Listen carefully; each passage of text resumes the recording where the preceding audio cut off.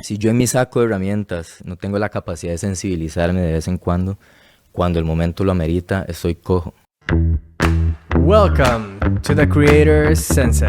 Mi nombre es José Román, exatleta profesional de karate y actualmente un online business owner. Cada semana te traemos una historia que te inspire y guíe a despertar tu máximo potencial. Comencemos el entrenamiento. Bienvenido, Fadrique Soma. Un placer tenerte por acá, dueño de negocio online enfocado en relaciones conscientes y comunicación. Un placer tenerte por acá. Gracias, man. Gracias por tenerme acá. Chivísimo. Buenísimo, man. En este espacio básicamente conversamos acerca de nuestra vida para poder aportar un poco más a esas personas que están en busca de cumplir esos objetivos, sueños, metas, ¿verdad? Y llegar a su mejor versión. Entonces, básicamente aquí lo que vamos a hacer es abordar un poco ese espacio de tu vida, cómo ha sido ese journey y en dónde te encuentras hoy, incluso cómo ayudas a las personas a través de tu programa. Cuéntanos un poquito de tu programa. Sí. Man, acabo de lanzar un programa. Es un programa, es una formación en relaciones conscientes y comunicación asertiva que está diseñado para ofrecerle una ventana a las personas de profundización en la naturaleza conflictiva de las relaciones humanas y transformar el vínculo de sus relaciones para mejorar las relaciones, básicamente, pero tiene un enfoque fuerte en comunicación porque me he dado cuenta que la comunicación es el pilar de las relaciones. Enfocado más en relaciones de pareja, pero también abierto a todo tipo de relaciones. En realidad está enfocado en relaciones de pareja, pero las herramientas que yo enseño al final funcionan para cualquier vínculo interpersonal. Lo que pasa es que me he dado cuenta es que las relaciones de pareja tienen una particularidad. Primero que todo, la gran mayoría de seres humanos queremos, si no estamos en una relación, eventualmente queremos estar en pareja.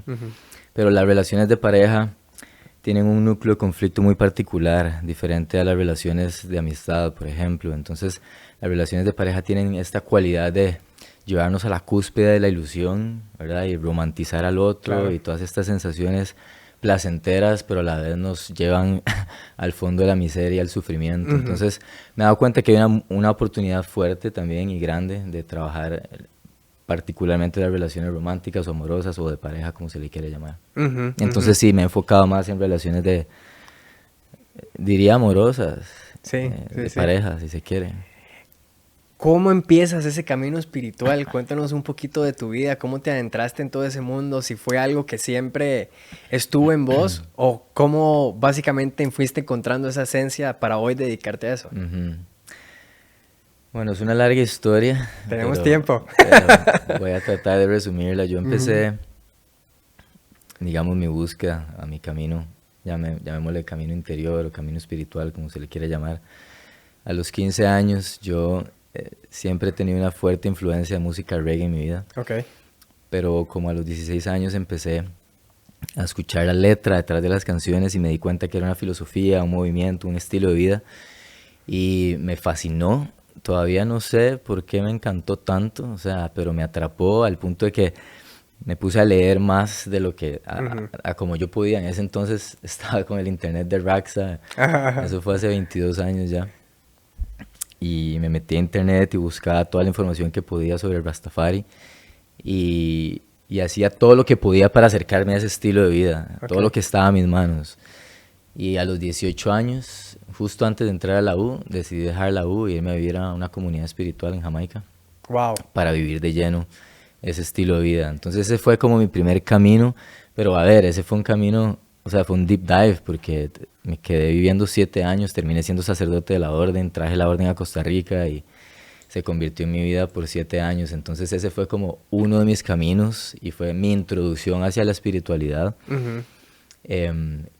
Y bueno, de ahí en adelante puedo seguir contando muchas otras cosas más que me han llevado hasta donde estoy, pero esa fue una introducción al mundo de la espiritualidad, al mundo de la vida interior, por decirlo de alguna forma. ¿Cuáles fueron los mayores aprendizajes que te dieron irte a otra comunidad a vivir 7 años, ¿verdad? Lejos de tu familia, lejos de tal vez otras cosas. ¿Cuáles fueron esos aprendizajes que te llevaste tal vez de esa experiencia? Diría que, a ver, cuando yo me fui a los 18 años, yo no me hacía nada por mí mismo, o sea, yo vivía con mis abuelos en Barrio Escalante, súper chineado, tenía una empleada que me hacía todo. Y cuando llegué a Jamaica, al día siguiente, mi mentor, que era un sacerdote, Me levantó a las 4 de la mañana con agua fría. Me fui a bañar y teníamos que limpiar como el tabernáculo para que llegaran los sacerdotes a hacer servicio. Y vivíamos demasiado simple, era una vida austera, o sea, yo vivía en un hut de 2x2 en el suelo con un sleeping bag. Vivíamos sin luz y sin agua, yo recogía agua de lluvia para tomar y cocinábamos con leña y teníamos un taller de escobas y sandalias para ir a vender a Kingston. Wow. Entonces, o sea, para mí fue como un rito de paso para hacerme hombre, básicamente, que después de ahí fue como empecé a valerme por mí mismo, a ser responsable de mí mismo, de mi vida, y como yo creo que si no hubiera tenido esa escuela, me hubiera quedado chineado, quién sabe hasta qué edad. Así que mucho crecimiento en eso, también como mucha devoción. A ver, cuando mis amigos tenían de 18, 19, 20 y estaban de fiesta, yo estaba edificándome mucho a nivel interior y eso me dio una base muy sólida también de profundidad, de introspección, como también una vida reflexiva y devocional. Entonces diría como una introducción hacia la simpleza, pero también hacia la toma de responsabilidad de mi vida. Sí, porque decidiste ponerte incómodo. Exacto. Teniendo todo para estar cómodo, que es lo que nos acabas de contar, decidiste vos crear tu propio entorno para ponerte incómodo y que eso te generara esa evolución, ese crecimiento. Sí. Total, de hecho, cuando yo iba a Kingston a vender escobas, nosotros teníamos un taller de escobas que hacíamos a mano y era de toda la plata que hacíamos era para la comunidad, para sostener. Y la gente se me acercaba y me decía, ¿por qué usted dejó su país a venir aquí a vender escobas? Y en ese momento, en realidad, era tal el fervor para mí, y como ese era el estilo de vida que yo quería vivir, que en realidad ni siquiera fue para mí, o sea, honestamente ni siquiera lo vi como un sacrificio. Fue como, esta es la vida que quiero vivir. Y me acoplé súper bien, pero sí, era un lifestyle rough, o sea, era fuerte. Y te construyó mucho carácter, ¿sientes vos? Sí, claro, weón, y además que los jamaiquinos son súper tough, entonces era como, si uno la cagaba en algo, te decían las cosas en la cara, y yo era un carajillo de 18 años, entonces, yo a los 18 años ya estaba como desarrollando mucho carácter y mucha resiliencia ante la vida. Entonces sí, si pudiera mencionar cualidades como resiliencia también es una de fijo. Sí, que aplicamos el día de hoy en cualquier cosa que queramos hacer en la vida. Si no somos consistentes o resilientes para cualquier proyecto, lo que sea que queramos hacer, no logramos sobrepasar tal vez las barreras que nos ponen. Sí. Salís de Jamaica y traes eso, ¿y cómo cómo continúa tu journey para volverte un experto en lo que sos el día de hoy? Sí, entonces voy a terminar de resumir un poco mi camino. Yo empecé... No hay prisa. Cuéntanos a fondo lo que quieres contarnos. Bien. Yo empecé esto muy joven, entonces yo en realidad me metí en esto sin cuestionarlo, nada más me atrapó, me fascinó y bueno, me dediqué a esto por 7 años, era mi vida, o sea, yo había renunciado a toda mi familia, a mis amigos, a la U y vivía completamente sumergido en esto. Y tanto así que traje la orden a Costa Rica con 2 amigos más y después también fundé la orden. La orden se llama Bobo Shanti, que es una rama de rastafarismo en Chile. Y a los 24 años tuve una crisis de identidad. Ya después entendí mejor que mi corteza prefrontal se había terminado de desarrollar. Empecé a cuestionarme más las cosas y literalmente empecé a cuestionar todo lo que había creído. O sea, al punto de que me acuerdo una vez estaba llorando en el suelo porque yo estaba dudando de todo lo que había creído. O sea, todas las bases, digamos, teológicas y filosóficas las estaba poniendo en cuestión por primera vez. Pero, o sea, esa era mi vida. Entonces, toda mi identidad estaba anclada ahí. Y yo estaba dudando de todo lo que era mi vida. Entonces, era como, qué putas, ¿y ahora qué hago? Como, si estoy dudando de esto, que es mi vida, ¿qué voy a hacer? Entonces, bueno. Básicamente fue como una crisis de identidad donde ya sentías que el propósito que tenías no era tal vez con el que estabas tan alineado y ahora tenías que volver a reencontrarte de nuevo. Sí. Que eso nos pasa a muchos, sí. incluyéndome. Pero con la diferencia que había creado una identidad muy fuerte alrededor de eso. Entonces, era de construir todo lo que yo pensaba que era y creía. Y además tenía un apego, una identidad muy fuerte. Además tenía responsabilidades porque yo era sacerdote para Latinoamérica. La gente me veía y ¿verdad? Era como, de alguna manera, un ejemplo para mucha gente. Y además, y tenía ahí 22 años, era un huila igual, pero ya tenía un camino recorrido. Entonces, sí, en realidad fue que empecé a dudar y a cuestionar las bases filosóficas y teológicas del movimiento, al punto en que ya no lo pude sostener más. Entonces, todo ese proceso duró un año y mandé una carta de renuncia al Consejo de Ancianos, que es todo un proceso formal. Eventualmente me quité los hábitos, usábamos túnica, turbante, me rapé el pelo y caí en una especie de depresión porque bueno, no tenía que agarrarme, no sabía qué hacer con mi vida. ¿Verdad? Yo para ese entonces no tenía una carrera, y había dejado a mis amigos, estaba totalmente perdido. Y ahí empecé, o sea, mi sed como de crecimiento interior nunca ha frenado en realidad. Entonces, y yo siempre he sido medio misfit, o sea, como a mí me echaron de todos los coles por conducta. Siempre quería dejarme el pelo largo, o andar las faldas afuera, o me agarraba de pichazos con los compas, una vara, man. Y como que no encajaba en el sistema, pero entonces como cuando volví acá y no sé, ¿verdad? Como andaba todavía como, o sea, en realidad como looking back y viendo hacia atrás, ¿verdad? Yo estaba buscando un lugar de nuevo para volver a ser y florecer, que eso era lo que me daba esta orden, donde yo me había desenvuelto. Sí, creaste una identidad, ya te sentías más Entonces, empecé a estudiar varias cosas, empecé a estudiar filosofía occidental y oriental, empecé a estudiar artes marciales filosóficas, pero también conocí meditación, vipassana. Ya para ese entonces me abría un montón de influencias espirituales de todo tipo, o sea, ya todo dentro de la rama mística, el judaísmo místico, que es la cábala, o el cristianismo místico, el budismo. Entonces empecé a llenarme de diferentes fuentes, y el budismo fue como una parte fuerte de mí en ese entonces, y el cristianismo místico. Y en mi búsqueda, que andaba todavía como perdido y literal como sin un norte todavía claro en la vida, decidí vivir como mendigo por un año, y andaba con un burro. O sea, literal, me fui a traer un burro a Punta. Esta historia es muy loca. Qué extremos, sí, qué extremos. Porque ahora dueño de negocio online y pasaste, o sea, fue una búsqueda. Ahora te cuento identidad, cómo llegué ahí, porque es interesante, incluso para mí, pero como esta vida de renuncia, de alguna forma yo, no sé, creo que la traigo por algo. No creo en vidas pasadas, pero si creyera en vidas pasadas, algo debe haber ahí. Y yo quería como sentir que podía vivir sin nada.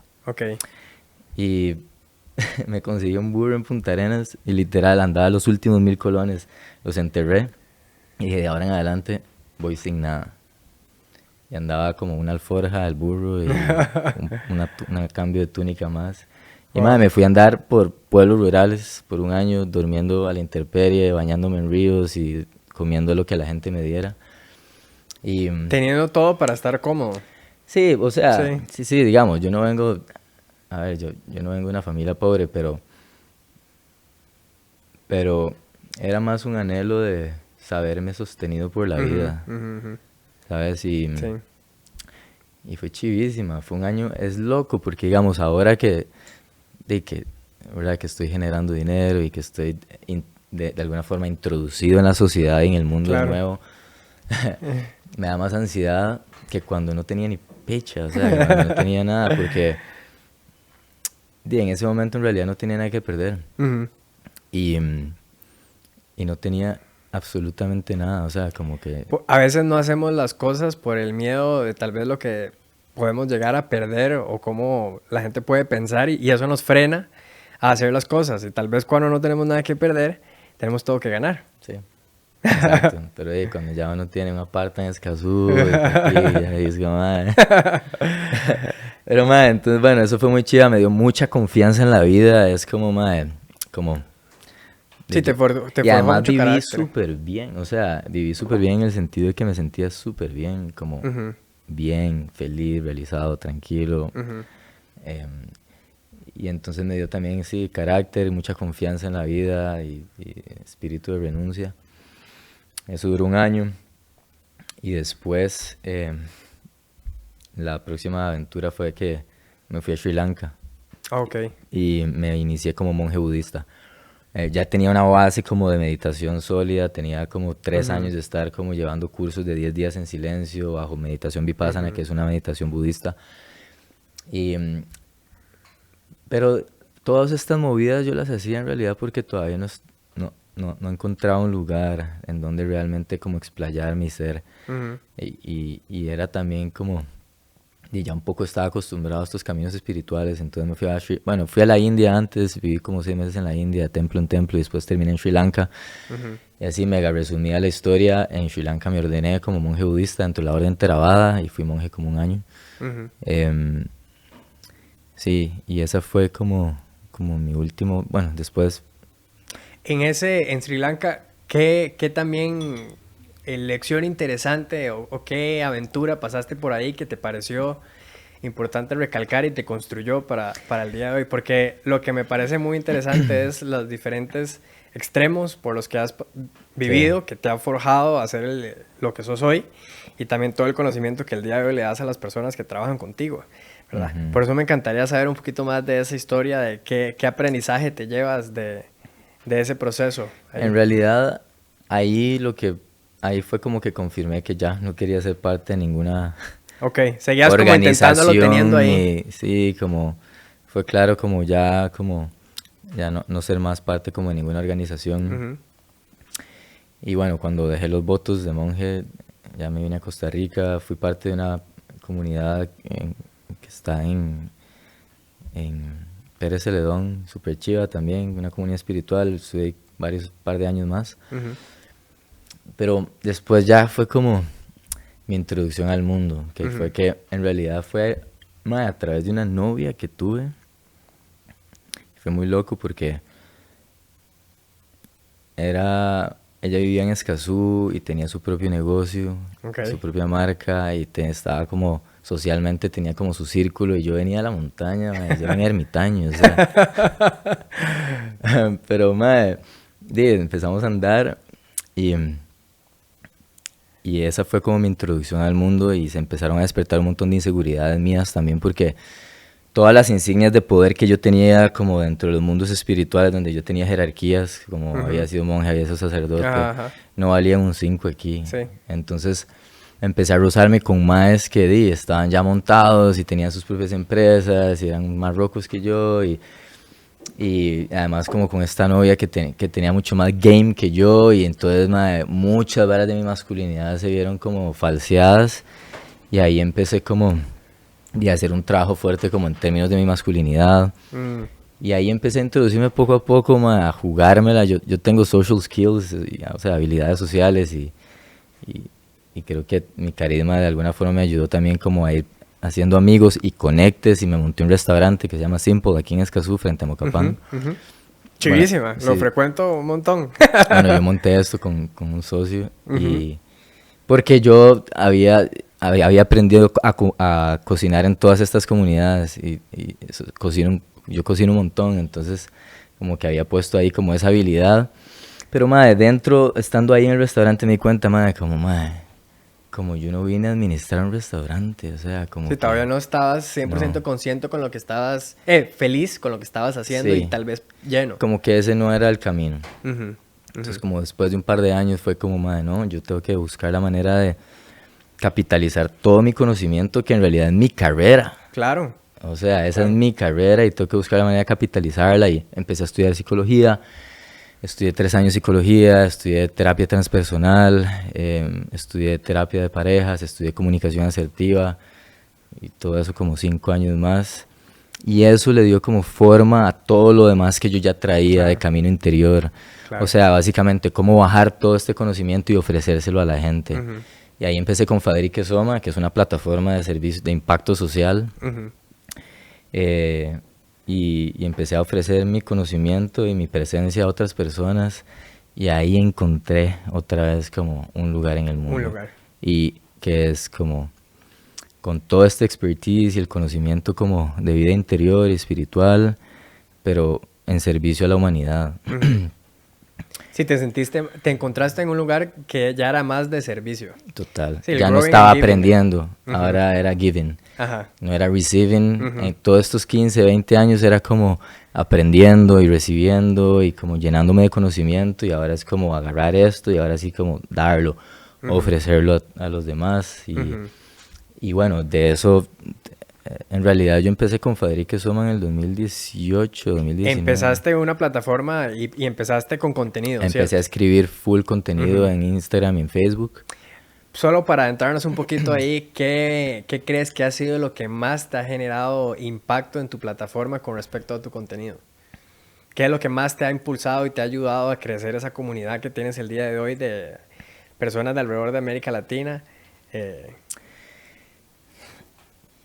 Yo diría que Tu como autenticidad, ser sí, genuino, ¿verdad? ser genuino, como abrirme mucho a contar como dónde estoy en la vida, qué he Ujú. hecho, como cómo puedo servir a los demás, pero desde un lugar genuino, desde un lugar auténtico donde, sí, ¿verdad? Sí, yo diría autenticidad, Ujú, de ujú. fijo, de fijo. Y además, y también es cierto como que mi camino me ayuda a destacar y a sobresalir también como de Claro. otras personas que hacen cosas similares a las mías, Ujú, como ujú. digamos, yo tengo un respaldo de una carrera pesada en ese sentido, Claro, dentro del mundo de la espiritualidad y el autoconocimiento, claro. y yo creo que la gente aprecia mucho eso también. Empezaste a trabajar en tu programa ahora sí de relaciones conscientes. Ujú. Cuéntanos un poco de cuáles son esos problemas que son muy comunes entre esas relaciones y cómo los solucionamos. Ujú. Antes voy a decir cómo llegué también a las Por relaciones, favor. porque, o sea, yo trabajo en temas de relaciones y autoconocimiento, están entrelazados de Ok. alguna manera, y en realidad he hecho diferentes cosas a lo largo de los años. Em, Últimamente me fui más por el lado de las relaciones porque cuando estaba estudiando terapia de parejas y comunicación me di cuenta que soy muy bueno como viendo el detalle de lo que genera desconexión en un vínculo de dos. Ujú. Y también me di cuenta que es algo que la gente también quiere, y entonces como que de repente me fui yendo por ahí. Ujú. Pero el tema de las relaciones es complejo, es amplio. Cuando me Ujú. decís como que es ese problema, en realidad es difícil detallarlo, Ujú. pero Por diría supuesto. que hay varias cosas, como el ángulo de la comunicación es un ángulo importante, porque a fin de cuentas somos seres que nos manejamos a través del lenguaje, y hay la forma en la que nosotros aprendimos a comunicarnos es una forma que está diseñada para desconectarnos Wow. y para generar conflicto y desconexión. O sea, la forma aprendimos dentro del sistema de Ujú. comunicación, digamos, convencional, nos aleja. Hay mucha crítica, hay mucha culpa, Ujú. hay mucho juicio, y hay muchos elementos que al final lo que generan es desconexión. Entonces, todo, o no todo, pero gran parte de mi enfoque es revertir el proceso de comunicación para por lo menos asegurarnos que de nuestra parte estamos poniendo todo en la mesa para comunicarnos de una forma que está diseñada para generar conexión Ujú. a través de herramientas prácticas que tienen que Ujú. ver con empatía, conexión y otras cualidades. Pero sí, digamos, en términos de problemas es muy amplio los Claro. problemas, pero cuando uno se dispone a abrirse ante el otro de forma vulnerable, y vulnerabilidad para mí es la capacidad de comunicar mi mundo interior al otro, o sea, cómo me siento, qué necesito y qué estoy pensando de una Ujú. forma clara, con ciertas pautas de comunicación, tengo mucho más posibilidad de entrar a generar vínculos que están diseñados o que están de alguna forma direccionados hacia el crecimiento y no hacia el desgaste Ujú. constante. Ujú. Pero entonces hay diferentes cosas. Por ejemplo, una de las cualidades importantes es la autorresponsabilidad. ¿Qué tan responsable me hago yo de lo que siento y pienso? En vez de yo, de alguna forma, cobrarle mis miedos Ajá. e inseguridades al otro. Claro. Eso es un tema grande. Eso es un tema grande y siento que uno de los principales problemas, por los que también yo he pasado con el tema de mi pareja, es la Ujú. falta de comunicación, ¿verdad? Y esos espacios de vulnerabilidad para Sí. comentar cómo está nuestro mundo interno, por qué estamos Ujú. pasando, para encontrar maneras de cómo solucionarlo, porque así como lo decís vos, nuestras relaciones nos generan o ese pico de energía y de emoción y de amor, o ese pico de sufrimiento en donde tal vez la casa se puede tornar un campo de batalla si no lo llevamos bien, ¿verdad? Sí. Entonces, me parece tan valioso eso que nos comentas ahora con el tema de que me estabas comentando, con lo de la masculinidad y todo eso. Me encantaría que nos compartieras algunas herramientas que utilizaste por ahí, si las quieres compartir o por dónde podemos irnos por ese lado. Hablando de temas de masculinidad particularmente. Sí, porque claro. vos nos contaste que Sí. tuviste como tal vez un problema. Ajá, de eso. claro, ¿Cómo lo como, trabajaste? sí. Fue algo que me generó la curiosidad desde el inicio y si nos podemos adentrar a eso. Sí, porque al final, por lo menos mi approach, mi acercamiento es, o sea, trabajo mucho con polaridad, masculino-femenino. O sea, cuando hablo de relaciones, está implícita la palabra masculino-femenino, que es diferente a hombre y mujer. Sí, hablamos de dos energías, la energía masculina y la energía femenina. Que tienen como... Al final es un tema complejo de hablar y ahorita con el tema del machismo y el feminismo también se ha vuelto controversial. Porque hay gente que dice, pero ¿por qué eso es una cualidad masculina? Y es una buena pregunta, digamos, o ¿por qué es una cualidad femenina? Pero si uno no lo quiere ver así porque le hace bulla en la cabeza, es más fácil verlo como de que hay dos maneras de manifestarse y ser, que son polares. Es decir, son opuestas, pero como son opuestas, son complementarias, ¿sí? Okay. Y así como existe la noche, existe el día. O como existe lo seco, existe lo húmedo. O como existe el adentro, existe lo de afuera, ¿sí? O como existe la derecha, existe la izquierda. O como existe arriba, existe abajo. Igual, como existe lo masculino, existe lo femenino. Como existe el espermatozoide, que tiene una fuerza que va hacia adelante, que no solo sabe lo que quiere, que es penetrar al óvulo, sino que va en pos de lo que quiere, y no solo, sino que compite con otros millones para ir en pos de lo que quiere, y el óvulo es digamos que un magneto pasivo de atracción.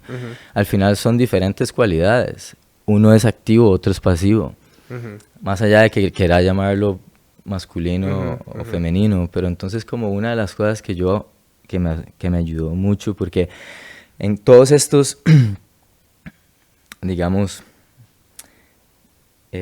¿cómo se dice? Womb. ¿Heridas? No, womb. Womb. Vientre. Vientre, te entendí. Sí, todas estas comunidades espirituales son más como vientres femeninos, porque uno se trabaja muy internamente, de entrar en contacto con los sentimientos, de estar en contacto con uno. No es tanto como de... Claro. ¿Verdad? Como tan yang, no es una fuerza tan digamos, tan palpable, es más como el mundo de lo sutil y de lo etéreo, y yo venía con esa escuela, entonces como que a mí me faltaba más brillo, más fuerza, más sentido, dirección, norte, y eso fue lo que trabajé, pero son cosas muy sutiles. Sí, son cosas muy Por sutiles. Por ejemplo, yo entraba con mi novia, que mi novia era en ese entonces como bastante como doer y go-getter, y tenía su propia empresa y demás, y yo era más pasivo, y estábamos en ese sentido despolarizados. Y eran cosas sutiles, llegábamos a un restaurante y ella escogía la mesa, pero porque yo no me movía hacia adelante, ella levantaba la mesa para pedir la factura y irnos, o sea, para pedir la cuenta. Y es como, son cosas sutiles que uno como hombre a veces no toma en cuenta, pero cosas que trabajé fue proactividad, iniciativa, llegar un día y decirle vámonos sin ponerla a ella a escoger y a decidir, como mucha ser decisivo, no estar como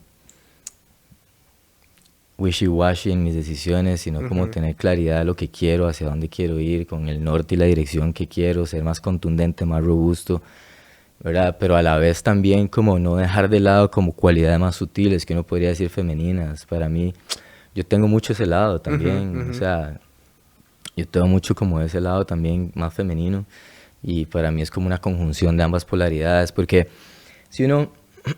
digamos, esta es mi perspectiva, pero hay hombres que son más masculinos en su naturaleza de por sí. Yo considero que tengo como ambas polaridades, pero es porque he trabajado mi eje masculino de una forma más como consciente.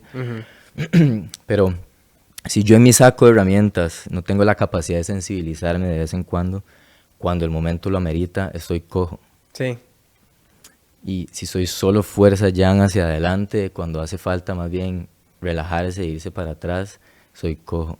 Entonces para mí es como el trabajo como de las dos polaridades, ¿verdad? Como yin yang, o como se le quiera llamar, masculino femenino, y el embodiment o la encarnación de esas dos cosas depende de lo que sea necesario en el momento.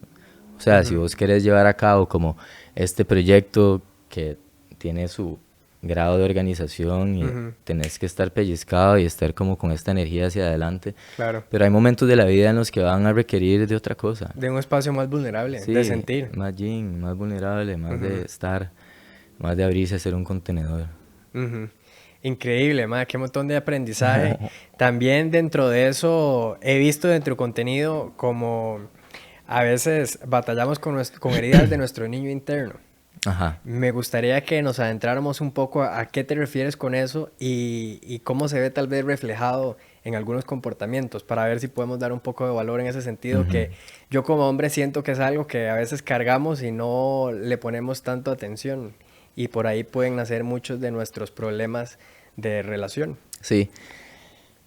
El niño interno o la niña interna es un término que se usa en varios espacios terapéuticos para básicamente describir esas trazas de infantilismo que todavía nosotros arrastramos a la vida adulta y que no han sido sanados. Entonces, que son traumas del pasado o rollos personales que de alguna u otra manera quedaron irresueltos y los traemos al presente, y obviamente nos juegan una mala pasada porque empezamos a actuar de formas dolidas, de formas heridas, de cuando de repente nuestros papás no nos pusieron atención. Entonces hacemos ajustes creativos en el momento. Por ejemplo, si yo tengo 4 años y voy con mis papás al supermercado y voy por un pasillo y me antojo de algo y mi mamá me dice no, y yo me tiro al suelo y hago un berrinche y mi mamá me termina comprando lo que yo quería, ese fue un ajuste creativo de supervivencia en ese momento para alcanzar lo que yo quiero, porque en la vida los seres humanos queremos alcanzar lo que queremos. Y en ese momento, esa es la herramienta que tengo. En ese momento fue un ajuste creativo, pero después se vuelve un ajuste neurótico porque no lo transformo a mi vida actual. Y entonces termino con un ajuste que en el momento me sirvió y lo traigo a la vida adulta, y cuando estoy peleando con mi pareja hago el mismo berrinche que le hice a mi mamá para alcanzar lo que quiero, que es atención. Claro. Y la atención es una necesidad universal humana, pero la forma en la que estás tratando de alcanzarlo en la vida adulta te está jugando una mala pasada, te está llevando a generar relaciones nocivas y tóxicas y de desgaste y relaciones que al final se terminan convirtiendo en un infierno. Entonces, eso es como un ejemplo como de una traza de infantilismo del niño herido, o de repente nuestra pareja nos dice algo que despierta como una herida del pasado.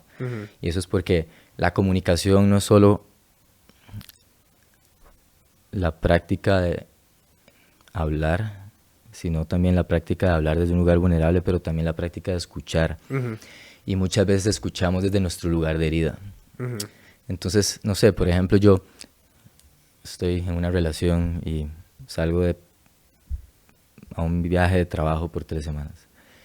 Y yo le había dicho a mi novia que yo llegaba un viernes y que nos veíamos ese mismo viernes para pasar el fin de semana juntos. Pero de repente el mismo viernes estoy cansado y le digo, bebé, estoy cansado y la verdad es que prefiero descansar el fin de semana y verte el lunes. Y mi pareja se enoja y empieza a hacer un berrinche. Y muchas veces, si uno no tiene como las habilidades para aterrizarla hacia que ella realmente le diga a uno qué es lo que está sucediendo. ¿Y qué es lo que estás sintiendo? Es que muchas veces lo que pasa es que lo que ella o yo despierta una herida, ya sea de rechazo, de abandono. Entonces, no es difícil que vos le preguntes, que yo le pregunte, por ejemplo, a mi novia, hey, ¿qué pasa? Me dice, no, es que no quieres estar conmigo, no me quieres ver. Pero yo no dije que no te quiero ver, ni que no quiero estar con vos. Dije que prefiero descansar para cuando esté más descansado verte.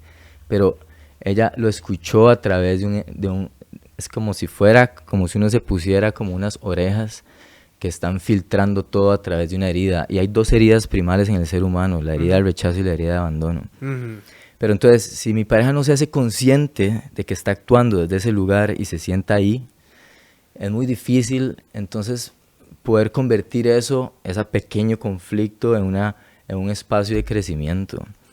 Pero si ella tiene la capacidad para, y estos son herramientas de autoconocimiento, Increíbles. para darse cuenta que está actuando desde un lugar que no fue de lo que yo dije, sino de lo que ella escuchó.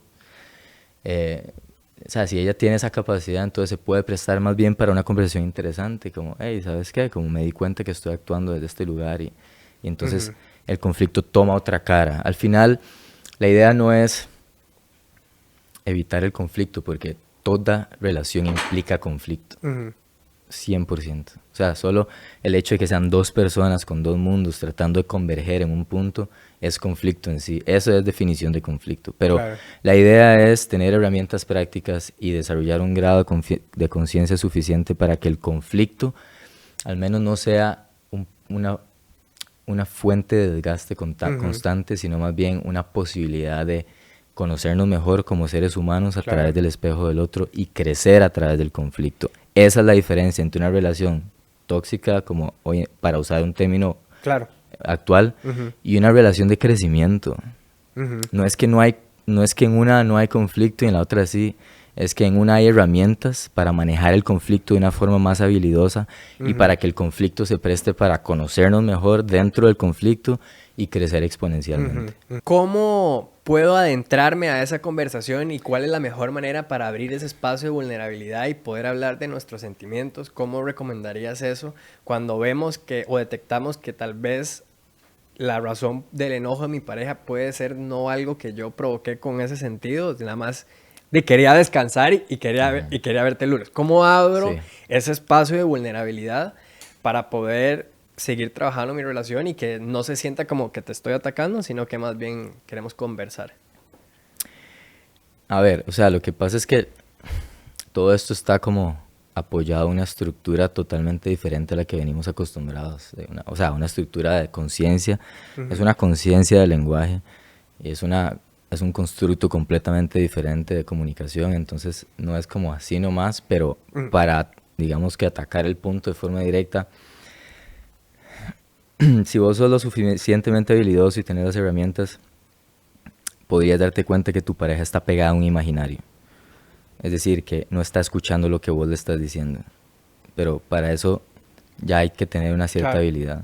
Claro. Pero una vez que uno se da cuenta de eso, lo que puedes hacer es tratar de aterrizar a tu pareja a una observación, bajarla del imaginario, porque en este momento ella está haciéndose ideas imaginarias de este man no quiere estar conmigo, no me quiere ver, tiene 3 semanas de estar afuera y que este speech es como, sí, pero son fantasías. Porque eso no fue lo que vos dijiste. Es decir, está pegada en su locura.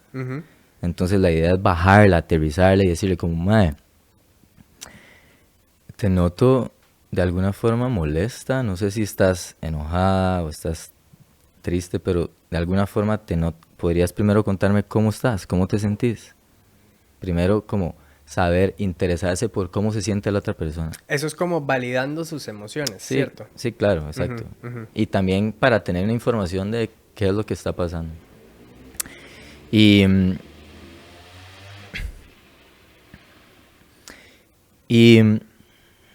bueno, ya eso abre un espacio de vulnerabilidad. La pregunta cómo te sentís, cómo estás, porque estás abriéndole la puerta para que la otra persona conecte con vos desde un lugar de emociones. ¿Okay? Pero el segundo paso es como decirle, ¿podrías repetirme lo que me escuchaste decir? ¿Podrías repetirme lo que me escuchaste decir? Wow. Esa es una petición de claridad. Hay 3 tipos de peticiones. Petición de claridad es una, y es, se puede decir de diferentes maneras, pero es de alguna manera que la otra persona repita lo que vos dijiste, para que la persona se baje del imaginario y la persona no te va a saber responder lo que vos dijiste. Te va a decir, sí, ma, que no me quieres ver, que estás, no sé, seguro ya ni sé qué es, tal vez no quieres estar conmigo ya en la relación, está pegada en el imaginario. Entonces vos decís como, voy a repetir lo que dije, puedes prestar atención. Dije que estoy consciente de que nos íbamos a ver este fin de semana porque te he dicho, pero me siento muy cansado, no estoy como con la energía de estar compartiendo y prefiero descansar para poder verte cuando esté más descansado. ¿Podría repetir? Ujú, Y si la persona está muy pegada en su drama, ujú, se lo vas a tener que repetir 4 veces para que lo pueda decir exacto. claro. Y no te vas a mover a la conversación hasta que la persona no diga exactamente lo que dijiste. Porque uno no se puede mover en un diálogo de conexión, de comunicación, hasta que la otra persona no esté en la misma página de lo que vos dijiste y no de lo que ella se está imaginando que vos dijiste. Ujú, Porque si no, ella va a estar, siempre van a estar desfasados ujú, entre lo que yo dije y lo que te escuché decir. Es como, ujú. ok, hasta que, ok, sí, esto te Ok, escuché decir, ok, es como, y madre, muchas veces eso era todo, es como, ya sí. sé, o sea, estás cansado y preferís verme después, para, no es, no me quieres ver, no quiero, Ujú, esa es ujú. una forma. Mae, me gustaría hacerte una pregunta si para tal vez, si fue una, para las personas que están tal vez empezando una relación o ya se encuentran en una, ¿qué recomendaciones le darías para construir una relación sana y consciente? Primero quiero desmitificar la idea de una relación consciente porque, honestamente, for lack of a better word, o sea, por falta de una mejor palabra, ay, perdón el Spanglish, No, pero es no, que me encanta el Spanglish. yo todo lo que he estudiado ha sido en inglés, entonces, Tranquilo. mae, digamos, incluso yo tuve un debate en usar la palabra relación consciente por diferentes razones, pero al final fue la que usé. Em, Porque también está un toque como prostituida dentro del mundo de la Ujú, ujú. espiritualidad y o sea, consciente a veces es como la persona consciente es la que hace yoga y la que toma batidos verdes Claro, y la que viste de blanco y la que hace claro. mantra. Es como, that's bullshit. Es como, para la forma en la que yo uso la palabra consciente es, conscientes para mí es la posibilidad de darnos cuenta. De las cosas, por supuesto. Exacto. Y desde ese lugar de darnos cuenta, poder entonces operar desde un lugar más sano. Ujú, Entonces, volviendo a la pregunta, como yo diría que, más si usted se pone a ver, es como, digamos, no sé, digamos que vos tengas 33 años. Muchas personas empiezan a tener noviecillos, 16, 17, 18, y cuando te das cuenta, tenés 18 años de estar involucrado en una relación, ujú, pero el sistema no nos enseñó todas las cosas realmente prácticas que necesitamos para estar bien en el mundo. ujú, O sea, a ver, nos enseñaron de matemáticas básicas, no lo usamos. Fechas para recordar, no lo usamos. Pero, mae, somos seres sexuales y no nos enseñan sexualidad ujú, profunda. ujú, Y todos cogemos. Es como, ujú. todos los días tocamos dinero y no nos enseñan No te enseñan. finanzas. Ujú, Es como, mae, todos los días hacemos uso de la palabra y no nos enseñan a comunicarnos. ujú, Entonces, como que, yo creo como que la responsabilidad, y obviamente no nos enseñan a relacionarnos, entonces como yo empezaría a buscar la posibilidad de educarme en el campo de las relaciones y del amor ujú. eh, a través de personas como yo, por ejemplo, o cualquier otra O persona cualquier que otra. está educada en ese mundo, Ujú, para no sufrir innecesariamente. Digo, no es para evitar dolor, porque el dolor es parte de la vida y las relaciones también. Uno va a experimentar dolor, pero uno se puede ahorrar demasiado sufrimiento y drama y desgaste innecesario solo por no estar educado.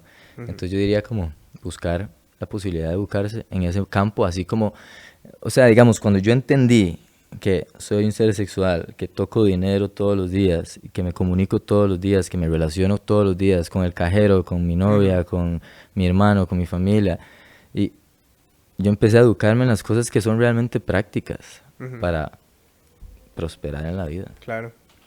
Siempre, cuando vamos finalizando, me gusta preguntar cuál es esa lección que le darías a esas personas que nos están escuchando para que alcancen sus sueños, sus objetivos, sus metas, con lo que sea que, o lo que sea que quieran lograr para despertar su máximo potencial.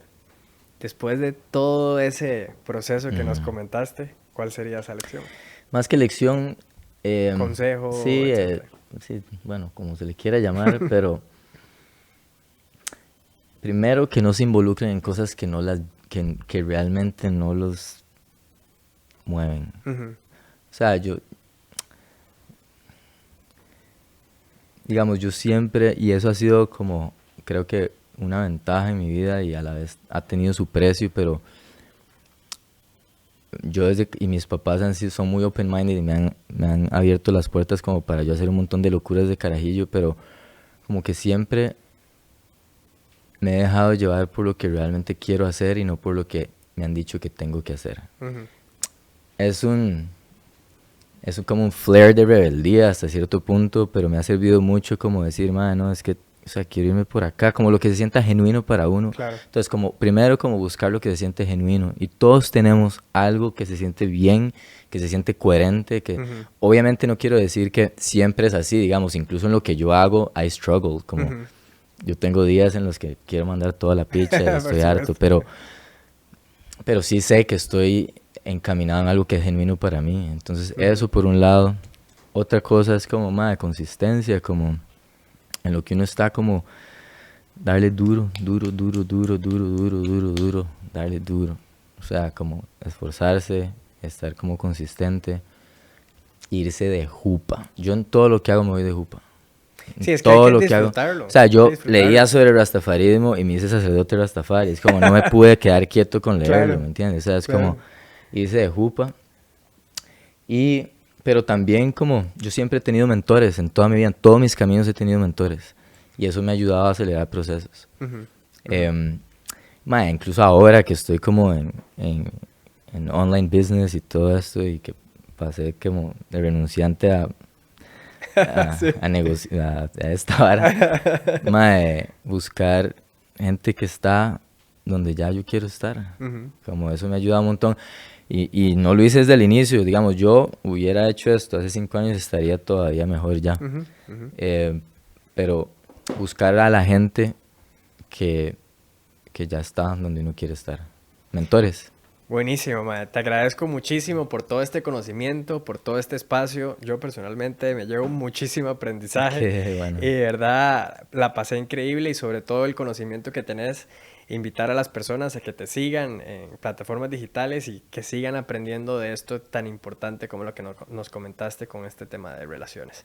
Muchísimas gracias. Gracias por el espacio, me encantó compartir con vos. Buenísimo, pura vida.